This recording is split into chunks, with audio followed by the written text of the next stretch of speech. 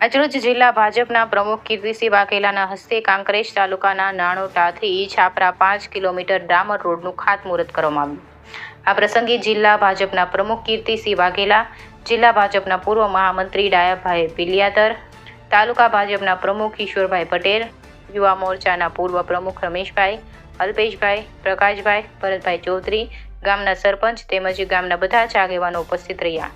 આ પ્રસંગે સમગ્ર ગ્રામજનોએ કીર્તિસિંહ વાઘેલાનો ખૂબ ખૂબ આભાર વ્યક્ત કર્યો. રિપોર્ટર ભગવાન રાયગોર, કાંકરેજ.